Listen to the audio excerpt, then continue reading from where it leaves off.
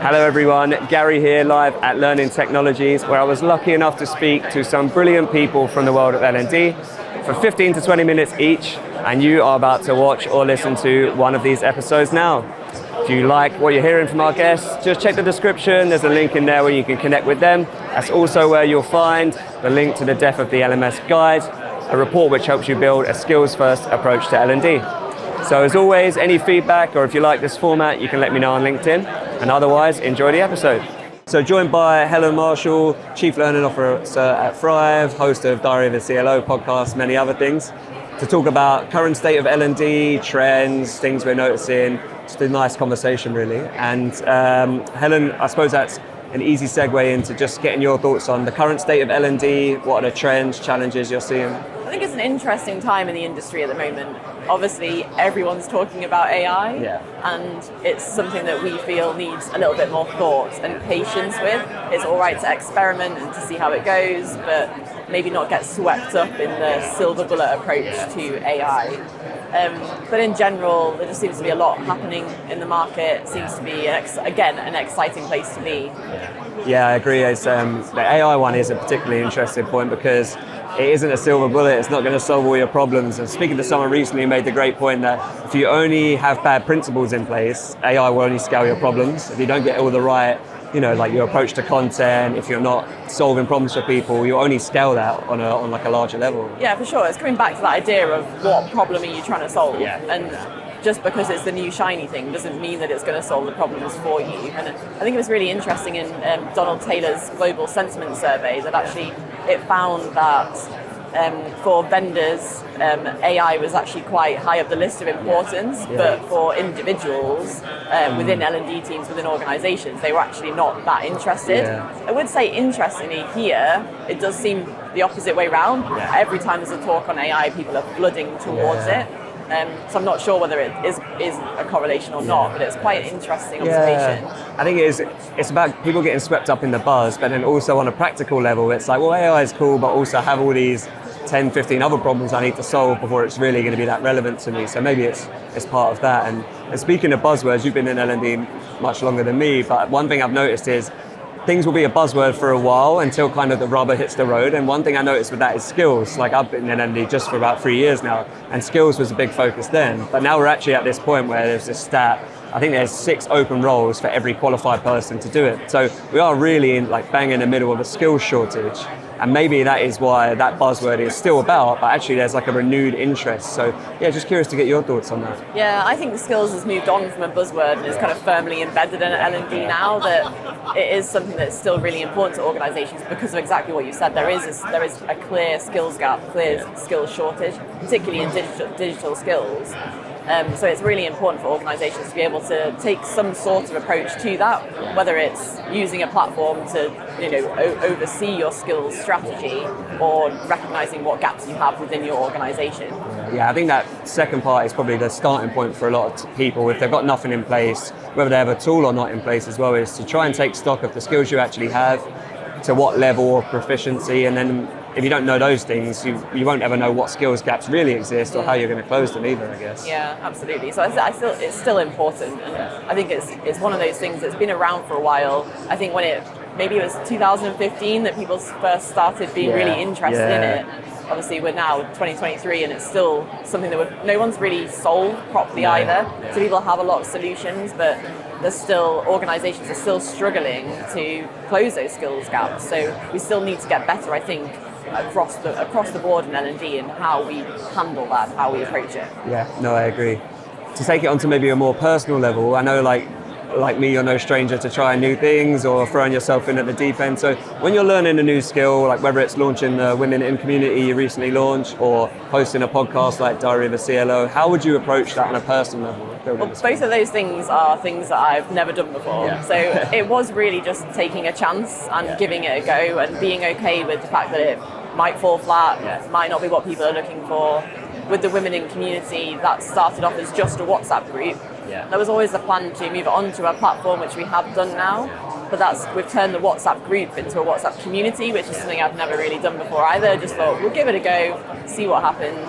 And we've pivoted slightly with our platform there as well, in that it's an events platform now. So that wasn't the idea to start with. We thought, people will want to come on and use the platform in the way all our wonderful customers do, but actually that's not practical for people who have multiple different things attracting their attention on a day-to-day basis. So we've made it very event specific. So again, just being able to respond to how people are responding to what you're creating and pivoting and changing direction if you need to. Yeah, I think those examples speak to two principles. One is giving people a degree of autonomy to go out and try new things and actually then see, does this now work and can we scale it? And then also like the feeling of being okay with it, not failing, but like no one's going to be good at something the first time they do it a lot of the time. So you have to have that safety net or that feeling. Yeah, and like you do feel really vulnerable in that situation as well. And you kind of just have to embrace that unease that you feel and think, well, it's almost, I guess, with the WomenIn community, if it didn't work out, if it wasn't, so I created that as a response to what I was being told by people. Yeah. So I was I knew that there was a need for it, but ultimately we want to get bigger, we want to scale, we want to attract more people to join. But again, there was that sense of it might be an embarrassment if it fails, but I just have to make peace with that and give it a go. And then you mentioned Diary of a CLO, which is obviously the podcast that I do. Never done a podcast before. I've been a guest on podcasts, but I've never been involved in producing one. So completely new skill set. I've even done some editing, like sound editing. Nice. I've never have done that before. So yeah, completely new.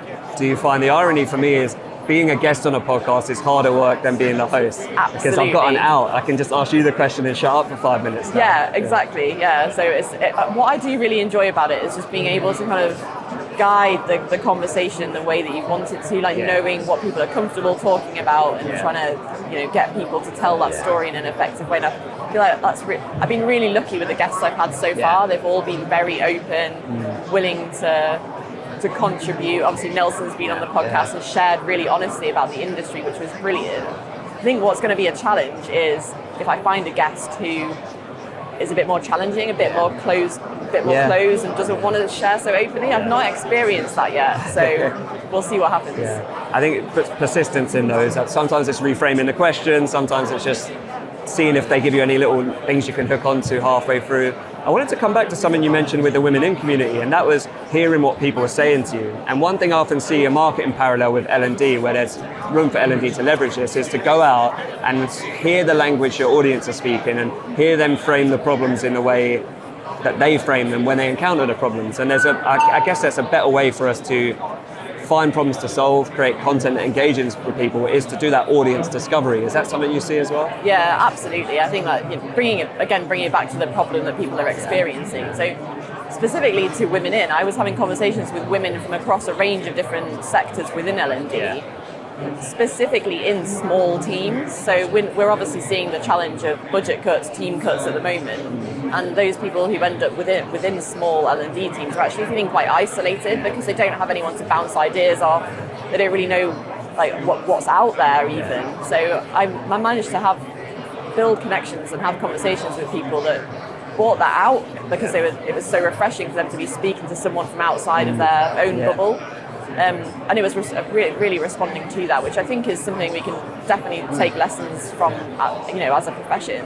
Yeah, I've noticed in general actually, maybe with this like economic squeeze or times being a bit tougher, like the L&D community is always really open, but people are being more open than maybe they were before and like really willing to brainstorm, mentor people, help out. So that's quite a nice trend to see. Like often we focus on doom and gloom when it's trends or aspirational, but like the stuff that's actually happening right now is people are really there for each other. Yeah, and to be fair, that's something I've experienced within the industry since I joined. There's always been that willingness to share and to collaborate, to mentor, like you say. Like it's so refreshing to be part of a community like that. Yeah. Is there anything as well you're seeing as like noticeable trends that we've not covered so far, or sort of challenges or frustrations?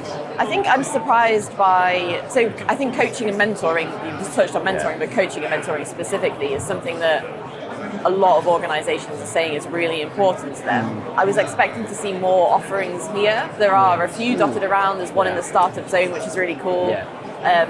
But I think that's a bigger problem for organisations than the exhibition is letting on, if that makes sense. Yeah. No, I agree. It might be like part of the wider conversation. I think sometimes people get really focused on like let's give our subject matter experts a platform to share content, capture it so we can scale it, make it available on demand. But there's also that relationship element that's really useful to learning, and maybe that's why people are getting kind of too stuck into the subject matter expert stuff, and they're ignoring that there's a little bit outside of that with the people also matter as well. Yeah, I think so, yeah. Cool, one final question, a bit open, so interpret it how you see fit, but how do we make meaningful learning a part of everyday work? Like, we talk about flow of work a lot, we talk about being there at people's point of need, but how do we kind of make sure that's happening every day as a behaviour? Yeah, I mean, it's a challenge for organisations. I think it's providing the right access at the right time for things. Yeah. So you've just mentioned point of need, but making sure people are aware of what's available as well. I think there's a real need in individuals within organisations to want to upskill, to want to be able to access things. So making it visible and I guess marketing it within your organisation as well. I know you'll be happy to hear that. Yeah, music to my ears. Well, Helen, thank you so much for taking the time to speak to us today. I really appreciate it. It's been great, Gary. Thank you for having me. Before you head off, I want to tell you about two very exciting things. Death of the LMS, your free guide to Skills First L&D, is now live. From the numbers that explain L&D's current problems to lessons on how you can build a skills-led strategy, this is going to help you drive more impact through learning. You'll find the link right at the top of this episode's description. And just below that, a link to our new weekly walkthrough, where we show you how this can be done in practice and give you a tour of how now. Our learning experience platform that gets 5 times more engagement than a traditional LMS. So, thanks for listening, and we look forward to seeing you again for another episode of the podcast.